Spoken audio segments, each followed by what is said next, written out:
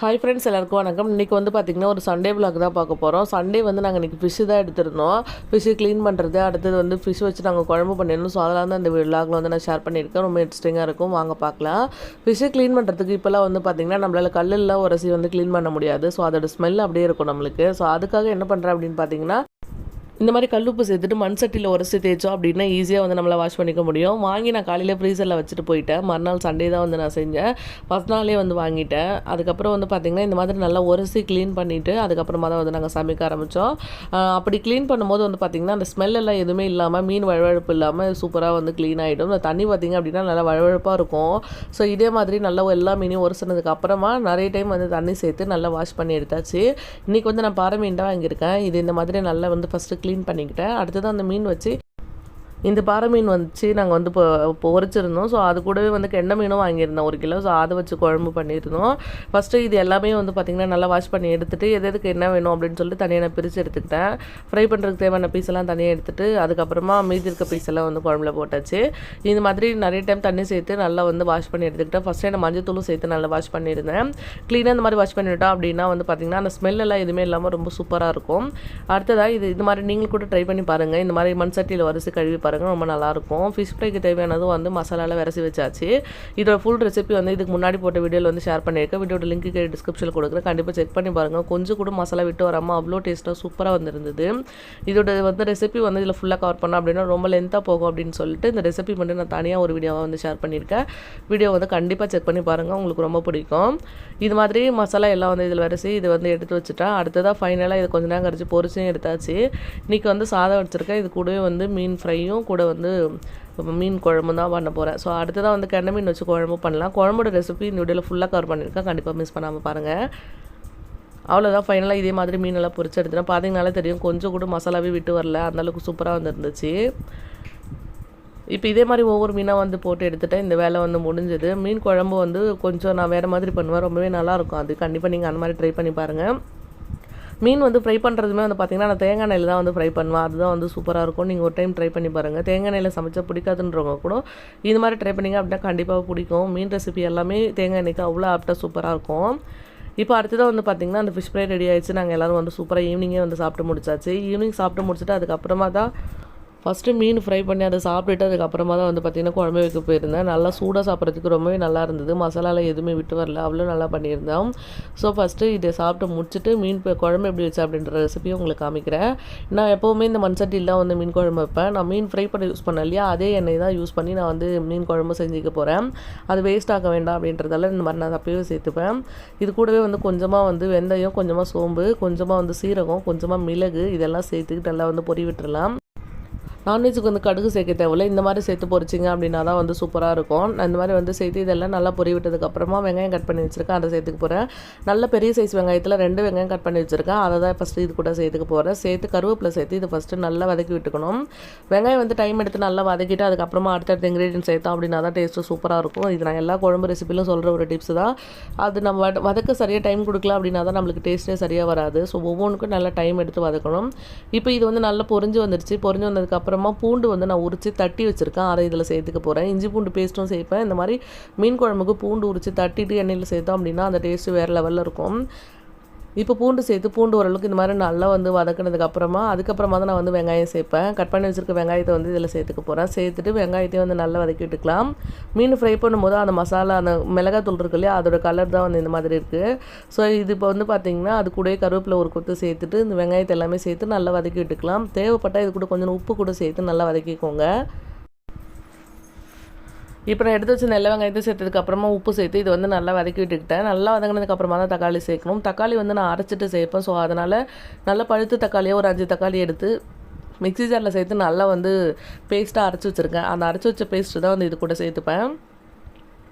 இப்போ இது எப்படியே வந்து விட்டுற போகிறேன். கொஞ்சம் நேரம் நல்லா வதங்கினதுக்கப்புறமா உங்களுக்கு காமிக்கிறேன். இப்போ உப்பெல்லாம் சேர்த்து இது ஓரளவுக்கு நல்லா வதங்கினதுக்கு அப்புறமா தான் வந்து பார்த்திங்கன்னா நல்லா ஃப்ரெஷ்ஷாக இருக்கக்கூடிய கருவேப்பிலை ஒரு கொத்தளவு சேர்த்துக்கிறேன்.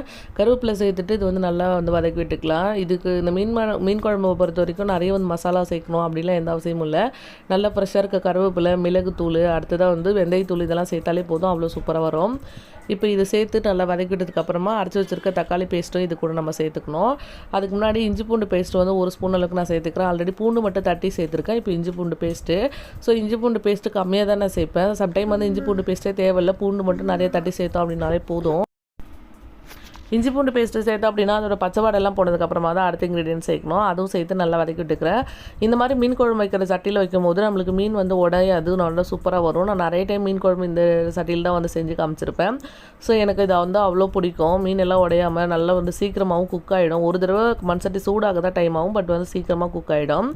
அடுத்தது அரைச்சி வச்சிருக்க தக்காளி பேஸ்ட்டு இது கூடவே வந்து கொஞ்சம் உப்பு சேர்த்து மஞ்சள்தூள் சேர்த்து நல்லா வந்து வதக்கிக்கலாம். அந்த தக்காளி சேர்த்துருக்கோம் இல்லையா, இதில் வந்து எண்ணெய் பிரிஞ்சு வரணும், அந்தளவுக்கு வந்து இது நம்ம நல்லா வதக்கிக்கணும். அப்போ தான் அடுத்தடுத்த இன்க்ரீடியன்ட் சேர்க்கும் போது வந்து பார்த்திங்கன்னா நல்லாயிருக்கும் நம்மளுக்கு.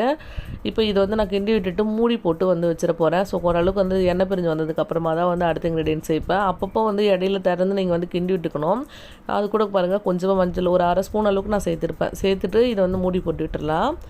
மூடி போட்டு விட்டுட்டு நல்லா குக் ஆகிட்டோம். எண்ணெய் பிரிஞ்சு வந்ததுக்கப்புறமா வந்து உங்களுக்கு நான் காமிக்கிறேன்.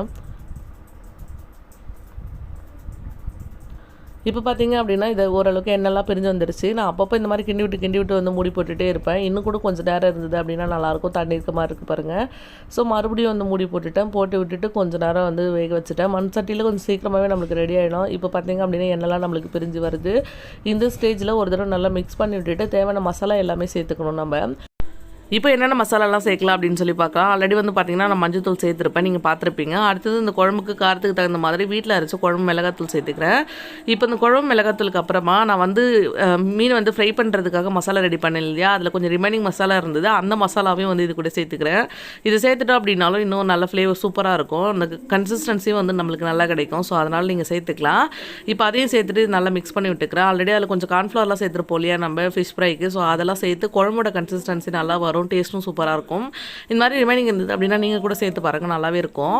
அடுத்தது குழம்புக்கு தேவையான அளவுக்கு தண்ணி சேர்த்துட்டு இது வந்து நல்லா மிக்ஸ் பண்ணி விட்டுட்டு உப்பு சேர்த்து நல்லா வந்து கொதிக்க விட்டோம்னா ஆஸ் யூஷுவல் கடைசியாக வந்து நம்ம மீன் சேர்ப்போம். அதுக்கப்புறமா இன்னொரு இன்க்ரீடியன்ட் சேர்க்க வேண்டியது இருக்குது. ஸோ அதுதான் வந்து பார்த்திங்கன்னா உண்மையாலுமே டேஸ்ட் அவ்வளோ சூப்பராக கொடுக்கும். நீங்கள் வந்து புதுசாக வந்து சமைக்கிறீங்க, புதுசாக மீன் குழம்பு வைக்கிறீங்கன்னா கூட அந்த மாதிரி செய்யும் போது இந்த மாதிரி மசாலா எல்லாம் சேர்க்கும் போது வந்து பார்த்திங்கன்னா டேஸ்ட்டு சூப்பராக இருக்கும். அது என்ன மசாலா அப்படின்றது கடைசியாக கண்டிப்பாக சொல்கிறேன்.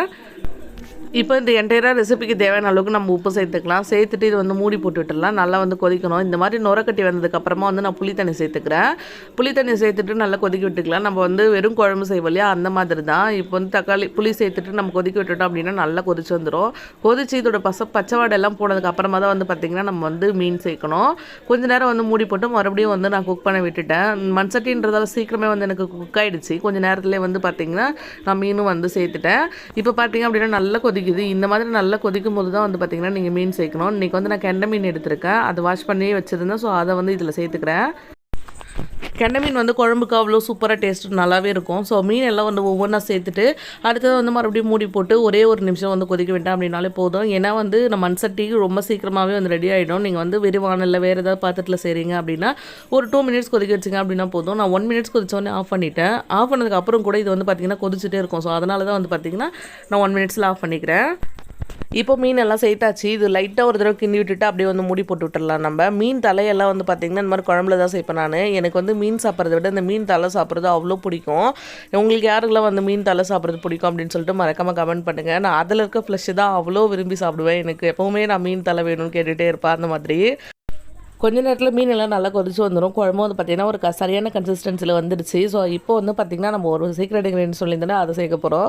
இது என்ன அப்படின்னு பார்த்திங்கன்னா வெந்தயத்தை வந்து நான் வறுத்துட்டு பொடி பண்ணி வச்சுருந்தேன். ஸோ இதை ஃபைனலாக சேர்த்து கிண்டி விட்டுட்டு ஒரு கொதி விட்டிங்க அப்படின்னா அதோட டேஸ்ட்டும் அவ்வளோ சூப்பராக இருக்கும். கண்டிப்பாக நீங்கள் மிஸ் பண்ணாமல் ஒரு தடவை சேர்த்து பார்த்திங்க அப்படின்னா உங்களுக்கு ரொம்பவே பிடிக்கும். பெருசாக வெறும் மசாலாலாம் அது இது வேணும் அப்படிலாம் எந்த அவசியமும் இல்லை. இதெல்லாம் சேர்த்திங்க அப்படின்னாலே போதும், ரொம்பவே நல்லா வரும். பார்த்திங்கனாலே தெரியும். கண்டிப்பாக இந்த மாதிரி ஒரு தடவை மீன் குழம்பு வச்சு ட்ரை பண்ணி பார்த்துட்டு எப்படி வந்து கமெண்ட் பண்ணுங்கள். பாய்.